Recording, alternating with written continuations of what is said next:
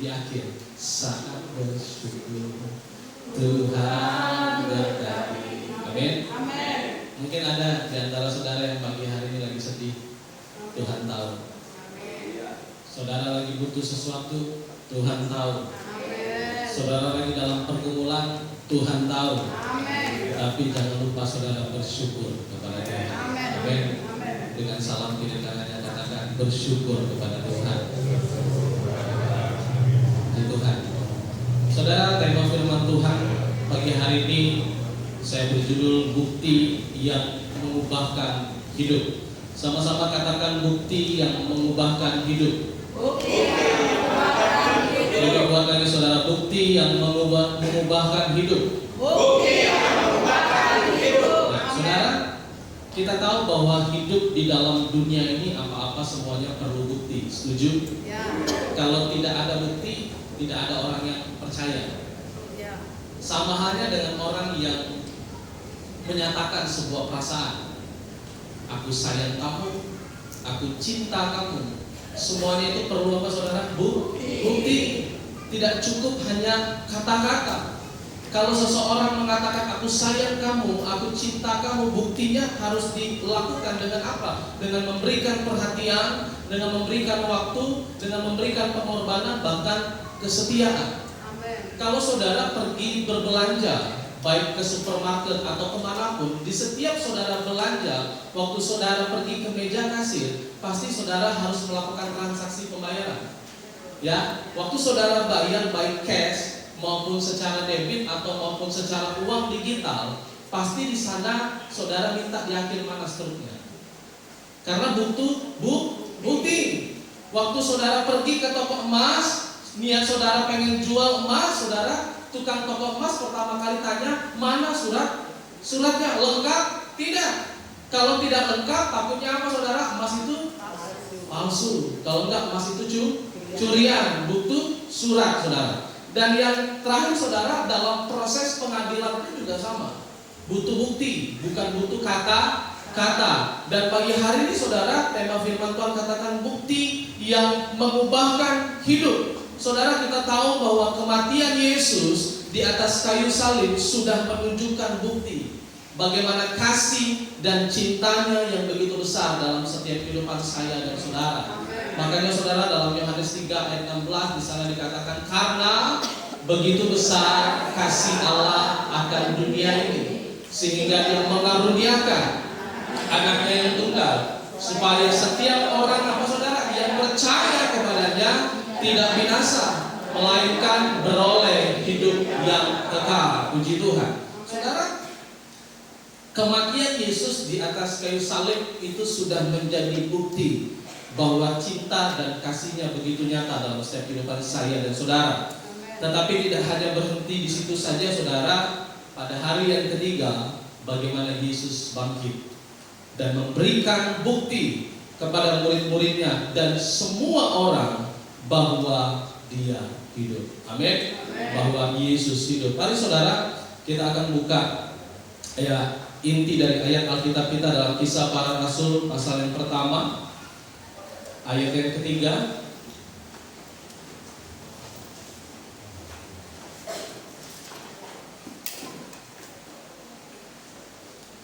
Kisah Para Rasul pasal yang pertama, ayat yang ketiga.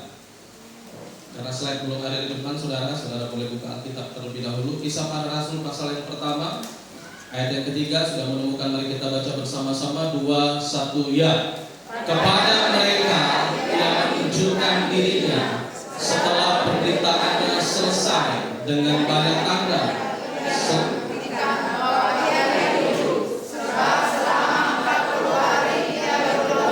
menampakkan diri dan berbicara tentang kerajaan Allah. Puji Tuhan. Silakan duduk saudara.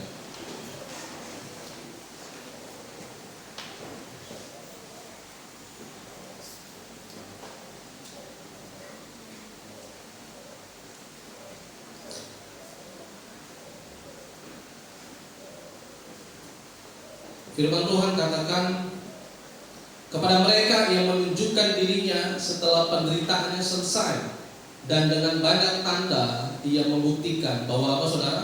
Bahwa ia hidup, sebab selama 40 hari ia berulang-ulang menampakkan diri dan berbicara kepada mereka tentang apa saudara? Tentang kerajaan Allah. Saudara, waktu Yesus bangkit, bagaimana firman Tuhan mengatakan, ketika dia bangkit dan menunjukkan dirinya setelah penderitaannya selesai dengan banyak tanda, selama 40 hari saudara, ia berulang-ulang kali menampakkan diri dan berbicara tentang kerajaan Allah.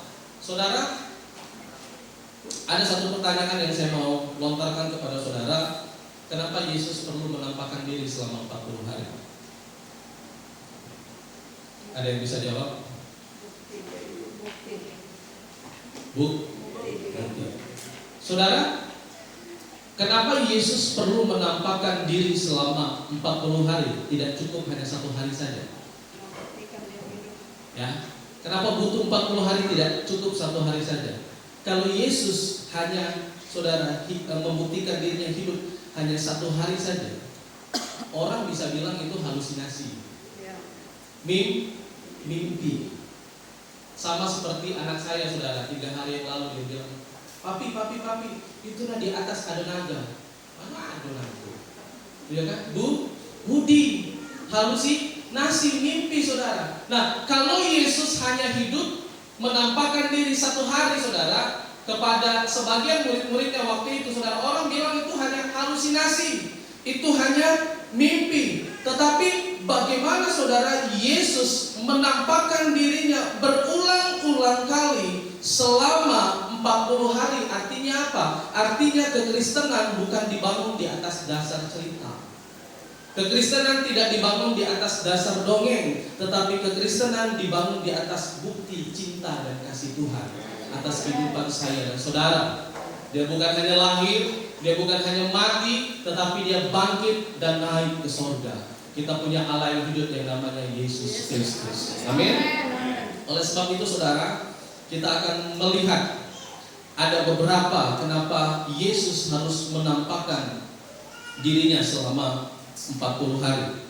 Poin yang pertama saudara, kenapa Yesus perlu menampakkan diri selama 40 hari? Karena Yesus memberikan bukti untuk menguatkan iman. Sama-sama katakan, Yesus memberikan bukti. Yesus memberikan bukti Untuk menguatkan iman. Amin. Saudara, kita tahu bahwa setelah Yesus mati tergantung di atas kayu salib, bagaimana saat itu kondisi dari murid-murid waktu itu mengalami perasaan yang sangat tergoncang. Kenapa saya katakan murid-murid waktu itu mengalami perasaan yang sangat tergoncang? Karena mereka kehilangan sosok guru besar mereka yang menjadi teladan mereka selama ini. Dan ketika Yesus mati meninggalkan mereka, bagaimana perasaan murid-murid bagi waktu itu saudara? Dilumpuhkan dengan ketakutan, mereka bingung, mereka kehilangan harapan, mereka kehilangan arah, bahkan iman mereka pun waktu itu ikut tergoncang. Tidak ada satu murid pun saudara yang bersama-sama dengan Yesus waktu itu. Tetapi malah waktu Yesus ditangkap, semua murid-muridnya melarikan diri jauh. Bahkan Petrus saudara mengkhianati Yesus, menyangkal Yesus waktu itu saudara. Nah, dan saudara bisa perhatikan bahwa waktu Yesus harus mati di atas kayu salib, bagaimana iman murid-murid waktu itu tergoncang. Karena selama ini murid-murid percaya bahwa Yesus adalah Mesias yang akan memulihkan Israel. Amin. Tetapi ketika Yesus mati, bagaimana harapan itu seperti hancur seketika, saudara. Bahkan 2 murid di Emmaus berkata dalam Lukas 24 ayat 21, di sana katakan, padahal kami dahulu mengharapkan bahwa dialah yang datang untuk membebaskan bangsa Israel. Dan saudara bisa pahami saudara ya, kalau kita ditinggal sama orang yang dikasihi, itu pasti perasaannya tidak enak ya, khawatir, takut, bimbang. Apalagi kalau kepala rumah tangga yang pergi lebih dahulu, karena dia bertanggung jawab untuk keluarga, anak-anak, ditinggalkan itu saudara tidak enak. Pasti punya rasa takut, khawatir, bimbang, cemas bagaimana perjalanan hidup saya ke depan, karena saya harus hidup sendiri, harus mengurus anak-anak sendiri, dan murid-murid waktu itu mengalami perasaan yang sama. Tetapi saudara perhatikan, selama murid-muridnya ada bersama-sama dengan Yesus, Yesus berulang-ulang kali berkata kepada murid-muridnya bahwa ia akan mati, tetapi dia akan hidup, dia akan bangkit pada hari yang ketiga. Tapi waktu itu saudara, sayangnya murid-muridnya belum mengerti perkataan dari Yesus. Apa maksudnya? Saudara, kalau kita punya anak kecil, kadang-kadang kita tegur anak kita kan. Kalau main itu pulangnya jangan malam-malam. Ayo aku mah, biarlah aku nak balik malam-malam, nak nongkrong malam-malam, jangan pulang malam-malam. Kalau bisa jam 9, jam 8 tuh udah sampai di rumah. Seorang anak itu kadang-kadang saudara waktu ditegur sama orang tua tidak mengerti maksudnya apa. Tetapi waktu kita mengetahui bahwa maksud orang tua itu baik, baru kita menyadari bahwa ternyata ada tujuan baik yang orang tua katakan kepada kita. Nah, sama halnya yang dialami oleh murid-murid Yesus waktu itu, mereka tidak mengerti yang Yesus katakan. Yesus katakan bahwa dia akan mati, tetapi pada hari yang ketiga dia akan bangkit. Tetapi murid-murid waktu itu tidak mengerti arti dari perkataan Yesus. Tetapi sebenarnya saudara, salib itu adalah jalan untuk menuju kemenangan. Amin. Bukan jalan untuk menunjukkan kekalahan. Tetapi waktu itu murid-muridnya punya pandangan bahwa salib itu adalah akhir dari segala-galanya. Tetapi saudara, ada satu peristiwa bagaimana Yesus menampakkan diri kepada semua murid-muridnya untuk pertama kali. Dan saya katakan ini, bagaimana Yesus memberikan bukti untuk menguatkan iman. Saudara, mari kita lihat dalam Yohanes 20 dari ayat 19 sampai 21. Saudara boleh lihat di depan saja. Ya, Yohanes 20 dari ayat 19 kita baca 2-1 ya. Ketika hari sudah malam pada hari pertama minggu itu, berkumpulan murid-murid Yesus di suatu tempat dengan pintu-pintu yang terkunci karena mereka takut kepada orang-orang Yahudi. Pada waktu itu datanglah Yesus dan berdiri di tengah-tengah mereka dan berkata, "Damai sejahtera bagi kamu." Dan sesudah berkata demikian, ia menunjukkan tangannya dan lambungnya kepada mereka. Murid-murid itu bersukacita ketika mereka melihat Tuhan. Maka kata Yesus sekali lagi, "Damai sejahtera bagi kamu. Sama seperti Bapa mengutus aku, demikian juga sekarang aku mengutus kamu." Amin. Waktu Yesus bangkit, bagaimana ini pertama kali Yesus menampakkan dirinya kepada murid-muridnya. First time saudara, pertama kalinya. Dan saudara bisa melihat dari ayat 19, ketika hari sudah malam, pada hari pertama minggu itu berkumpul apa saudara?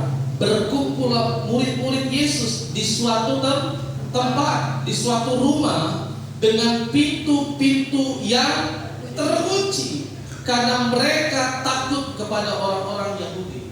Saudara bisa gambarkan yang tadi saya katakan dari awal. Ketika Yesus mati, bagaimana murid-muridnya waktu itu, mereka masih ngalamin kondisi perasaan begitu takut.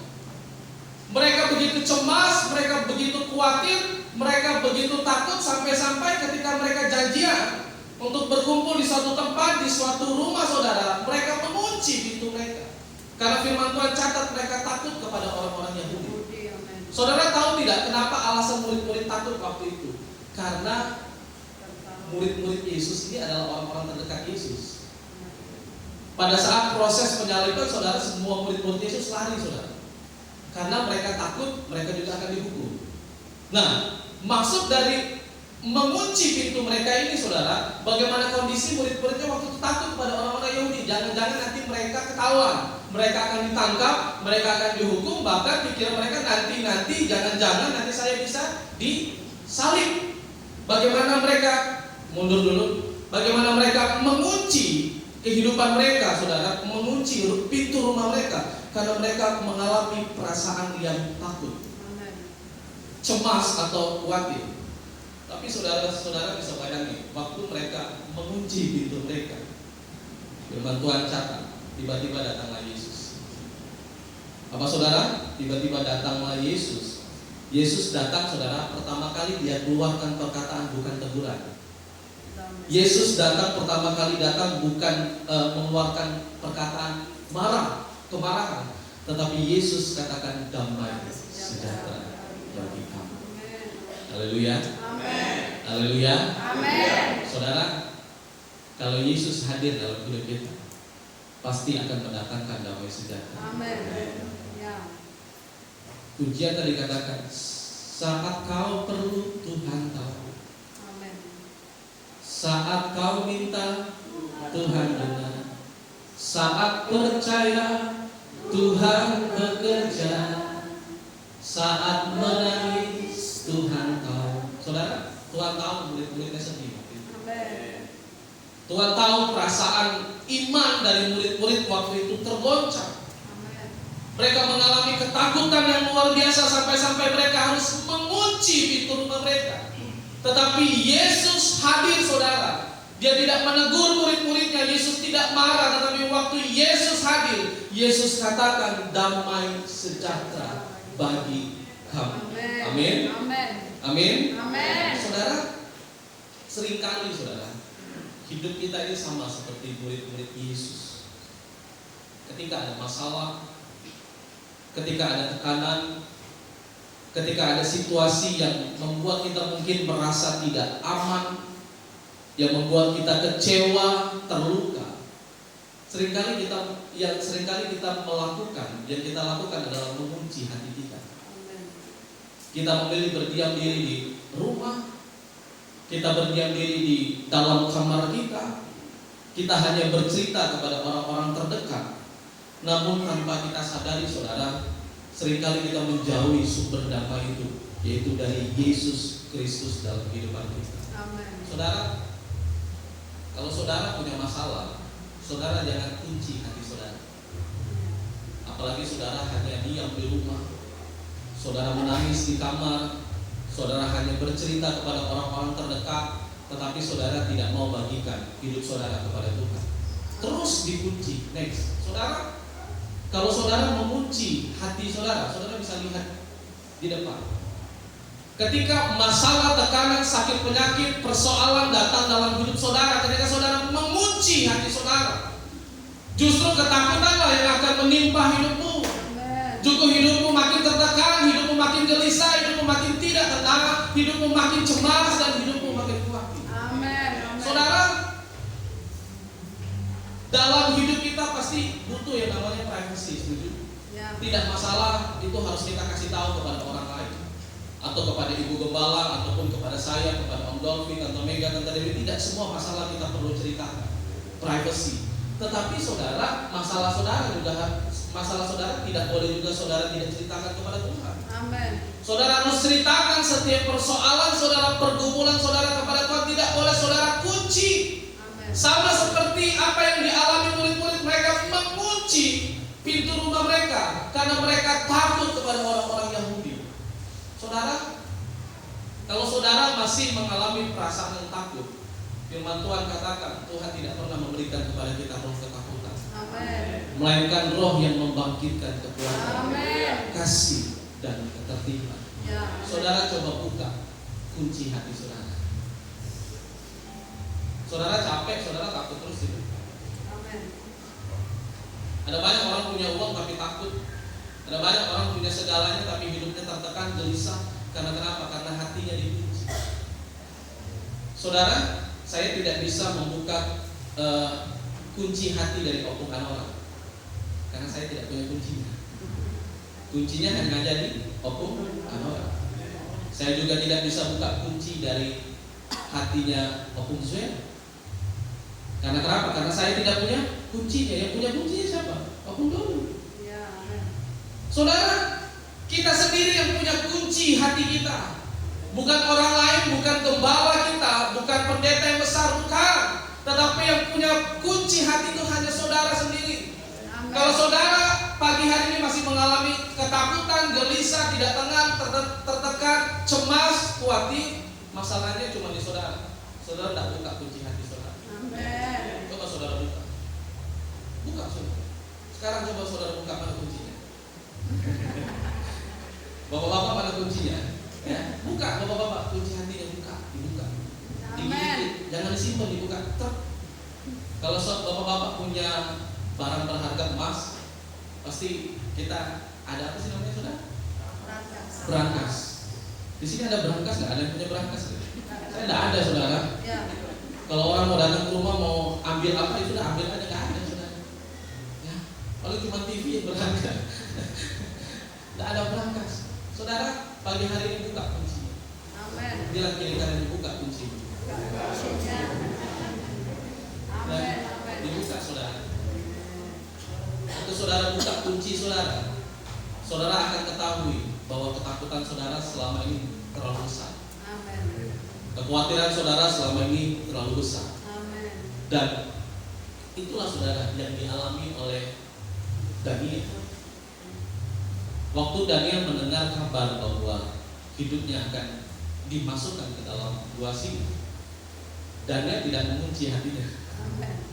Ya, tetapi Daniel apa saudara? Dia pergi lari ke dalam kamarnya 3 kali sehari dia sujud berdoa kepada Tuhan. Amin. Dan dia bernyanyi, saat kau perlu Tuhan, saat kau minta Tuhan dengar, saat percaya Tuhan bekerja, saat menangis Tuhan tahu, saat berdoa Tuhan dengar, saat bersyukur Tuhan berkati.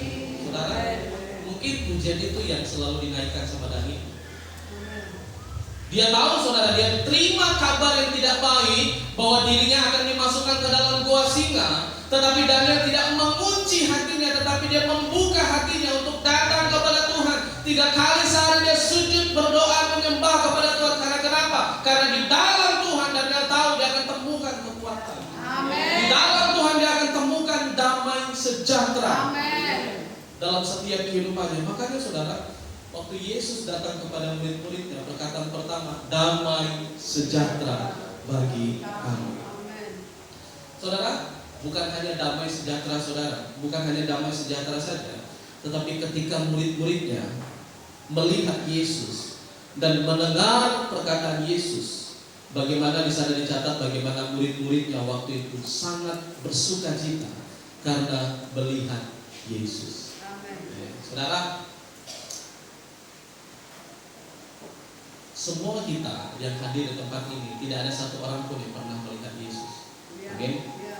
Tetapi sering kita mendengar perkataan Yesus dalam telinga kita, dalam hati kita. Saudara, waktu dengar perkataan Yesus, saudara senang nggak? Sukacita tidak? Apalagi saudara dengar, ya, handphone saudara bunyi, Brimo atau rekening saudara masuk. Saudara lihat, wah, uang transferan masuk nih. Saudara senang, wah, senangnya bukan main. Ya. Apalagi ketika saudara dengar perkataan Yesus. Saudara, perkataan Yesus seringkali kita dengar bukan hanya secara audio saja, secara langsung. Kadang-kadang kita bisa dengar perkataan Yesus waktu kita menyembah Tuhan. Amen. Kita bisa dengar perkataan Yesus waktu saudara lagi dengar firman. Amen. Saudara bisa mendengar perkataan Yesus waktu saudara lagi renungin firman Tuhan. Amen. Saudara bisa dengarin perkataan Tuhan waktu saudara lagi nangis, tidak buat apa-apa, tiba-tiba Tuhan kuatkan saudara-saudara. Bisa. Amen. Mendengarkan itu semua. Karena kenapa? Waktu saudara mendengar perkataan Tuhan, yang timbul adalah sukacita. Amen. Dan damai sejahtera itu dalam setiap kehidupan saya dan saudara. Amin. Amin. Amin. Sama seperti kedua anak saya, saudara Glenn dan Gia. Kalau saya pulang kerja selesai ngajar, saudara, motor baru depan rumah saudara, ini anak dua saudara udah loncat-loncat. Papi. Padahal saya tidak bawa apa-apa, saudara. Ya, tetapi seorang anak begitu bahagia, begitu bersukacita ketika melihat orang tuanya datang, saudara. Meskipun dia lihat tidak bawa apa-apa, tetapi dia sukacita, happy karena dia melihat kehadiran ayahnya datang. Sama halnya dalam kehidupan kita, saudara. Dan murid-muridnya juga mengalami perasaan sama. Waktu mereka takut, yang mereka tunggu-tunggu cuma satu, kehadiran Yesus. Amin. Nah, ada yang lain. Waktu Yesus hadir dalam hidup mereka, mereka begitu bersukacita. Oleh sebab itu saudara, firman Tuhan katakan bersukacitalah senantiasa di dalam Tuhan. Sekali lagi kukatakan, amin. Puji Tuhan. Yang kedua saudara, kenapa Yesus perlu menampakkan diri selama 40 hari next? Karena Yesus memberikan bukti karena manusia itu mudah goyah. Sama-sama katakan, karena manusia itu mudah goyah. Karena manusia itu mudah goyah. Saudara, harus kita akui bahwa permasalahan yang sering terjadi dalam kehidupan orang percaya adalah mudah goyah. Katakan mudah goyah. Mudah goyah. Mudah goyah itu artinya suatu keadaan yang mudah berubah karena permasalahan, persoalan, tekanan, sakit, penyakit. Arti lainnya adalah mudah goyah itu artinya tidak stabil, tidak kokoh, ragu, ataupun bimbang. Saudara, seringkali pada saat kita berada dalam gedung gereja, kita begitu percaya kepada Tuhan. Tuhan sanggup menolong saya. Tuhan sanggup memberkati saya. Tuhan sanggup menyembuhkan saya. Karena kenapa? Karena kita semua berada dalam gedung gereja. Tetapi yang menjadi permasalahan banyak orang percaya waktu mereka keluar dari gedung gereja. Yang tadinya percaya, waktu ada tekanan datang, saudara tidak lagi percaya. Saudara, percaya sama Tuhan itu mudah atau tidak? Halo? Percaya sama Tuhan itu mudah tidak? Tidak mudah. Seringkali kita hanya percaya kepada Tuhan pada saat kita berada dalam gedung gereja saja. Tetapi waktu kita berada dalam pekerjaan kita, dalam keseharian kita, dalam aktivitas kita, seringkali saudara kita gampang goyah. Kepercayaan kita kepada Tuhan gampang sekali undur saudara. Dan itu menjadi masalah dalam kehidupan kita. Kenapa Yesus harus membuktikan dirinya hadir selama 40 hari? Karena Yesus tahu manusia itu mudah goyah. Dan kita akan melihat satu peristiwa saudara. Waktu Yesus bertemu dengan murid-muridnya saudara, ada satu murid yang tidak melihat Yesus. Namanya siapa? Thomas. Ya. Dalam perkumpulan murid-murid waktu itu saudara, ada satu murid yang ketinggalan saudara, yang tidak melihat bukti Yesus hadir, yaitu Thomas. Nah, saudara, waktu murid-muridnya ini melihat kehadiran Yesus, bagaimana firman Tuhan tadi catat, mereka begitu bersukacita, mereka begitu happy, sehingga mereka tidak bisa menahan mulut mereka untuk menceritakan kepada Thomas. Dan waktu mereka melihat Thomas, kami tadi lihat Yesus. Thomas, tadi kami melihat kehadiran Yesus. Saudara, waktu Thomas dengar itu, saudara percaya tidak? Tak percaya. Kau Yohanes budi baik kau ini. Bener baik, aku baru balik dari pasar, tiba-tiba kau ngomong dari jenggot Yesus, ya kan? Tetapi saudara, waktu murid-muridnya bilang tadi kami melihat Yesus, bukan hanya Yohanes, tetapi murid-murid lain juga mengatakan yang sama kepada Thomas. Kami tadi juga melihat kehadiran Yesus. Yesus hadir memberikan damai, Yesus hadir memberikan sukacita. Tetapi saudara, firman Tuhan catat sama sekali Thomas tidak percaya. Tetapi Thomas berkata, aku percaya kalau aku melihat bekas paku ada di tangan Yesus. Dan aku percaya kalau aku percaya kalau Yesus ada, aku mau mencelupkan tanganku ya ke lubang yang berpaku itu. Dan itu membuktikan bahwa Yesus hidup. Saudara, kadang-kadang hidup kita ini sama saudara, seperti Thomas. Saudara sudah jadi orang Kristen sudah berapa lama? Ya, berulang kali saudara pernah ditolong Tuhan, betul? Amin. Tapi waktu saudara punya masalah, kenapa seringkali saudara jadi orang yang tidak percaya? Ya, kalau saudara ingat-ingat saudara, persoalan apa yang paling berat dalam hidupmu sampai Tuhan bisa tolong hidupmu?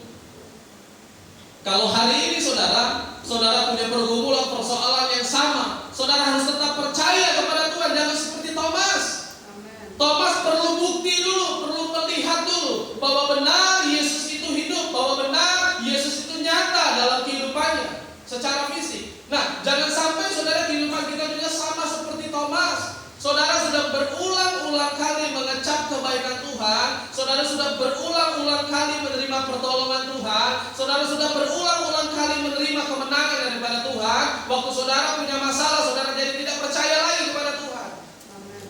Saudara harus percaya sama Tuhan. Percaya sama Tuhan itu artinya apa, saudara? Waktu saudara menghadapi badai, saudara harus tetap percaya kepada Tuhan. Bahwa Tuhan sanggup menolong saudara. Amin. Saudara akan lihat kita dalam Yohanes 20. Next, ya, kita akan baca bersama-sama, saudara. 2, 1 ya. 8 hari kemudian, murid-murid Yesus berada kembali dalam rumah itu, dan Thomas bersama-sama dengan mereka. Sementara pintu-pintu terkunci, saudara perhatikan. Sementara masih saudara pintu-pintu terkunci, Yesus datang dan ia berdiri di tengah-tengah mereka dan berkata, "Damai sejahtera bagi kamu." Kemudian ia berkata kepada Thomas, saudara, "Taruhlah jarimu di sini dan lihatlah tanganku. Ulurkanlah tanganmu dan cucukkanlah ke dalam lambungku. Dan jangan engkau tidak percaya lagi, melainkan percayalah." Thomas menjawab dia, "Ya Tuhanku dan Allahku." Kata Yesus kepadanya, "Karena engkau telah melihat aku, maka engkau percaya. Berbahagialah mereka yang tidak melihat namun percaya." Amin. Saudara, Yesus tahu manusia itu mudah goyah. Sekalipun Yesus sudah hadir untuk pertama kalinya kepada murid-muridnya, firman Tuhan mencatat 8 hari kemudian murid-muridnya berkumpul, masih mereka kunci rumahnya. Artinya apa, saudara? Ini gambaran bahwa ketakutan manusia tidak bisa langsung hilang begitu saja. Kadang-kadang waktu saudara gereja, waktu saudara menangis menyembah Tuhan, mungkin di saat itu saudara bisa menerima sukacita. Tapi kadang-kadang waktu saya katakan tadi di awal, waktu kembali di rumah, kadang-kadang ketakutan itu bisa muncul lagi. Sama yang dialami oleh murid-muridnya, mereka mengunci pintu rumah mereka lagi, saudara. Karena mereka mengalami ketakutan, karena mereka masih khawatir, cemas, saudara. Dan Yesus hadir kembali di situ, bukan hanya untuk Thomas saja, tetapi Yesus juga hadir di situ untuk murid-muridnya. Dan yang kedua kali Yesus katakan, "Damai sejahtera bagi kamu." Amin. Saudara, Yesus ini luar biasa. Amin. Yesus tahu kebutuhan utama manusia bukan uang, tetapi kebutuhan utama manusia itu adalah damai sejahtera. Amin. Haleluya. Amin. Saudara, damai itu paling dicari orang, Amin. apalagi sejahtera. Jadi saudara, makanya damai sejahtera tidak diperjualbelikan di apotek, tetapi damai sejahtera hanya diperjualbelikan di dalam Tuhan. Saudara cari Tuhan, saudara ketemukan damai. Amin. Saudara dekat kepada Tuhan, saudara akan terima sukacita daripada Tuhan. Amin. Jadi saudara melekat kepada Tuhan, Ya. cari Tuhan senantiasa, maka saudara akan terima damai sejahtera yang daripada Tuhan. Next. Saudara, kita mengakui bahwa kehadiran Yesus mampu mengubah segalanya. Amin. Dari yang sedih menjadi sukacita, dari yang bimbang menjadi teguh, Amin. dari yang khawatir menjadi damai, Amin. dari yang takut menjadi tenang. Amin. Siapa yang di sini lagi sedih? Atau saudara lagi ngalamin paket komplit, sedih, khawatir, bimbang, takut. Saudara, kehadiran suami memang bisa buat kita aman, tetapi tidak sepenuhnya saudara akan temukan sukacita itu, saudara. Amin. Makanya saudara, kehadiran Yesus mampu mengubah segalanya. Haleluya. Amin. Amin. Amin.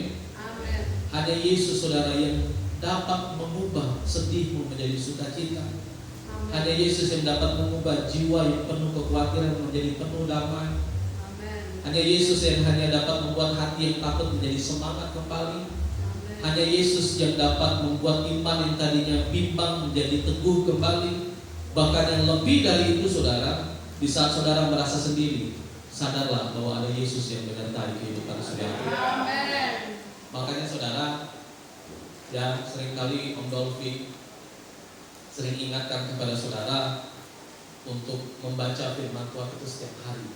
Amin. Saudara, datang kepada Tuhan tidak cukup satu hari. Ya. Karena kenapa? Hari ini saudara terima sukacita, saudara terima damai. Kalau besok saudara tidak datang kepada Tuhan, damai dan sukacita itu bisa hilang. Makanya kenapa kita perlu datang berdoa kepada Tuhan setiap hari. Kita perlu merenungkan firman Tuhan itu setiap hari, supaya sukacita itu ditambahkan dalam hidup saudara, supaya damai sejahtera terus ditambahkan dalam hidup saudara, sehingga kekhawatiran, ketakutan tidak menguasai saudara, tetapi ada damai sejahtera yang daripada Tuhan yang akan menyertai hidup saudara. Amin. Makanya saudara jangan pernah bosan-bosan setel lagu rohani di rumah. Ya. Sampai kota saudara habis, beli lagi saudara. Amin. Kadang-kadang kan ya emak-emak, bapak-bapak, opung-opung kan kadang-kadang kan nggak tahu, tiba-tiba, weh nak sini dulu, ngaku, tapi mama tidak baca lagi YouTube kan? Oh ya habis kota mah. Mama tuh terus setiap hari dengar khotbah terus ya kan, 2 jam, 3 jam, tiap kali ke rumah setel lagu rohani terus ya habis, masa wifi bayar sebulan. Saudara, sadar tidak sadar saudara ya, memang saudara, semakin kita berumur, memang kita makin perlu Tuhan. Haleluya. Karena apalagi saudara yang kita andalkan selain Tuhan. Ya, amin. Fisik sudah semakin melemah, Ya, kekuatan sudah semakin habis. amin. Ada banyak pengalaman-pengalaman kita berjalan di dalam dunia ini saudara, yang tadinya tidak mengikut sertakan Tuhan, dibanding terbalik ketika mengikut sertakan Tuhan. Ada banyak hal-hal yang saudara sudah alami lah, manis pahit ketika ikut Tuhan dengan tidak ikut Tuhan. Makanya saudara perlu, kenapa kehadiran Yesus itu mampu mengubah segalanya, karena tadi damai sejahtera itu tidak dapat ditemukan dimanapun, Amin. tetapi hanya saudara dapat temukan di dalam Tuhan. Amin. Mungkin ada di antara saudara yang satu minggu ini punya playlist lagu favorit, itu terus jadi setel, Ya. ya kan, setiap hari. Ya kan, Tuhan selalu menolong. Ayo Pak, berhentilah pun pas setiap kali ke rumah ini terus lagunya Tuhan selalu. Kadang-kadang saudara, kita sebagai orang tua kan tidak bisa ngomong kan. Ya namanya lagi senang sama lagu itu gimana sih? Lagu favorit saudara. Sedalamnya hatiku kau tahu. Kadang-kadang saudara, kenapa kita putar ulang-ulang itu terus? Karena itu ngambarin perasaan kita. Amin. Ya kan? Kalau hati kita lagi happy, ya lagunya beda lagi saudara. Kadang-kadang tidak lagu rohani lagi, lagu dunia. Seperti mati lampu ya, tapi ketika sedih-sedih baru ingat Tuhan lagi. Ya, bersamamu Bapa, amin. Wih, luar biasa lagi nyuci mobilku lewati semua. Wih, luar biasa. Gua jadi lagi badai lagi misalnya. Saudara, ya memang dalam hidup kita kadang-kadang kita ingat Tuhan. Kadang-kadang tidak bisa lupa Tuhan, kadang-kadang kita bisa bersyukur, kadang-kadang juga kita tidak bisa bersyukur. Tetapi itulah dinamika manusia, saudara. Saya katakan kepada istri saya, waktu itu beberapa minggu kemarin kami capek sekali saudara. Terus ya namanya orang capek pasti adalah brutu-brutu saudara, keluar-keluar, sumuk-sumuk dikit. Terus saya bilang sama istri saya, Dek, malaikat tidak ngerasa apa yang dialami oleh manusia. Itu nih capeknya bukan main. Sudah pelayanan, ngurusin anak, ya kan, ngurusin kerjaan ini. Malaikat nggak ngurusin apapun. Ya kan? Manusia itu saudara hidupnya kompleks sekali saudara. Ya. Makanya saudara, waktu kita nanti bertemu dengan Tuhan, kita ini ciptaan yang paling mulia dibandingkan dengan mereka. Karena kenapa? Karena manusia itu luar biasa saudara. Dari lahir sampai dia masuk dalam usia tua, sampai dia punya cucu, ada banyak yang dia kerjakan selama hidup dunia, tidak gampang saudara. Saudara lihat semua perjalanan tokoh Alkitab saudara, mereka tidak semuanya hidup dalam kesempurnaan. Selalu ada kegagalan, kejatuhan yang datang dalam hidup kita. Dan memang itulah manusia. Yesus hadir ke dalam dunia karena kenapa? Karena dia ingin mengetahui bahwa bagaimana manusia sejatinya itu hidup dalam dunia. Sehingga dia merasakan bagaimana penderitaan, kesakitan, kesedihan, pergumulan yang harus dihadapi manusia selama dia hidup dalam dunia. Jadi saudara, kalau saudara mengalami perasaan yang sedih, perasaan yang tidak baik, tetap ingat Tuhan. Karena karena Tuhan tahu semuanya. Amin. Karena Tuhan pernah mengalami penderitaan itu. Next, yang ketiga, kenapa Yesus perlu menampakkan diri selama 30 hari? Karena Yesus berbicara tentang kerajaan Allah. Katakan sama-sama, katakan Yesus berbicara tentang kerajaan Allah. Yerusalem pertama ayat ketiga, bagaimana di sana dicatat Yesus selama 40 hari Yesus berulang kali menampakkan diri dan berbicara kepada mereka tentang kerajaan Allah. Amen. Bahkan ketika Yesus mengajak murid-muridnya makan bersama, saudara, Ia melarang mereka meninggalkan Yerusalem dan menyuruh mereka tinggal di situ menantikan janji Bapa. Amen. Sebab Yohanes membaptis dengan air, tetapi tidak lama lagi kamu akan dibaptis dengan Roh Kudus. Next, kita akan baca dalam Lukas 24 ayat 47 sampai 49. Ini kita baca bersama-sama, 2, 1 ya. Dan lagi dalam namanya berita tentang pertobatan dan pengampunan dosa harus disampaikan kepada segala bangsa, mulai dari Yerusalem. Kamu adalah saksi dari semuanya ini, dan aku akan mengirim kepadamu apa yang dijanjikan Bapakku. Tetapi kamu harus tinggal di dalam kota ini sampai kamu diperlengkapi dengan kekuasaan dari tempat ini. Amin. Saudara, Yesus menampakkan diri selama 40 hari, bukan hanya menguatkan iman, bukan hanya Dia mengetahui manusia itu mudah goyah, tetapi Dia juga menyampaikan pesan, yaitu tentang kerajaan Allah. Firman Tuhan katakan, kamu adalah saksi. Bilang kepada kiri kanannya, kamu adalah saksi. Saudara, Yesus menegaskan kepada murid-muridnya bahwa mereka bukan hanya pendengar, tetapi mereka adalah saksi. Artinya bagaimana murid-muridnya melihat langsung kehidupan Yesus, dari Yesus hidup, mati, sampai Yesus bangkit pada hari ketiga, dan Yesus terangkat ke sorga. Mereka dipanggil, saudara, untuk menceritakan dan membuktikan kepada dunia bahwa hanya Yesus sajalah satu-satunya jalan kebenaran dan hidup. Amin. Saudara, firman Tuhan katakan bukan hanya menjadi saksi, tetapi Yesus juga mengatakan kepada murid-muridnya, aku akan mengirim kepadamu apa yang dijanjikan Bapa. Yang dimaksudkannya adalah Roh Kudus. Itu janji Tuhan, saudara. Kita tidak berjalan sendiri. Ada penolong, ada penguat, ada pembimbing dalam hidup kita yang namanya Roh Kudus. Yang ketiga, saudara, firman Tuhan katakan, tinggallah di dalam kota ini sampai diperlengkapi dengan kekuasaan dari tempat tinggi. Yesus menyuruh mereka menunggu, saudara, bukan bergerak.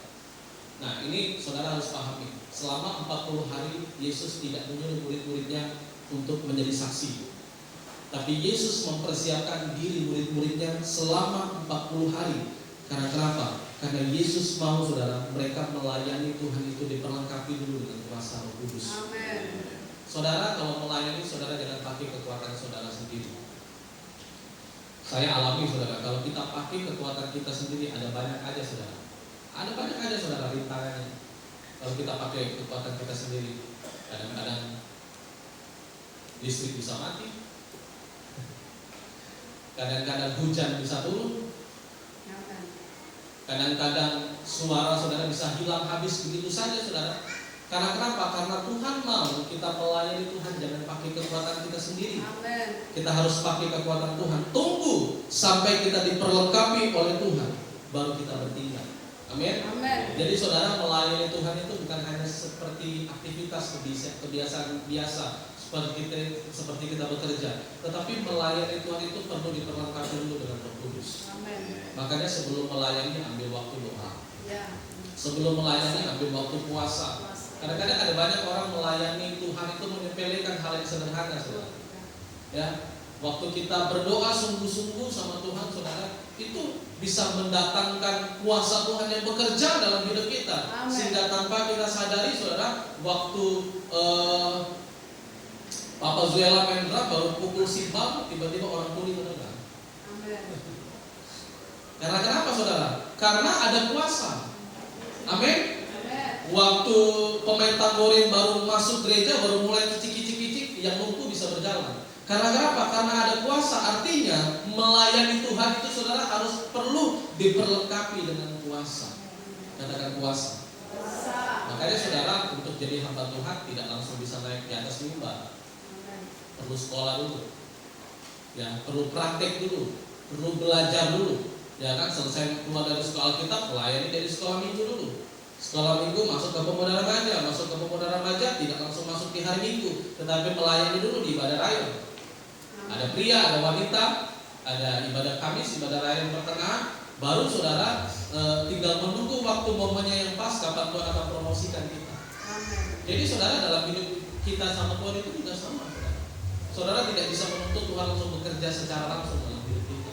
Saudara harus diperlengkapi terlebih dahulu dengan kuasa Tuhan. Haleluya. Baru saudara akan menerima pengurapan Tuhan. Dan ketika saudara berangkat menjadi saksi bekerja melayani Tuhan, saudara akan melihat bagaimana ada banyak jiwa-jiwa dimenangkan karena ada kuasa Tuhan. Haleluya. Amin. Amin. Puji Tuhan, demikianlah firman Tuhan pagi hari ini saudara. Dan sama-sama kita bangkit berdiri. Terima kasih Yesus, terima kasih Tuhan buat bukti yang mengubahkan setiap kehidupan kami.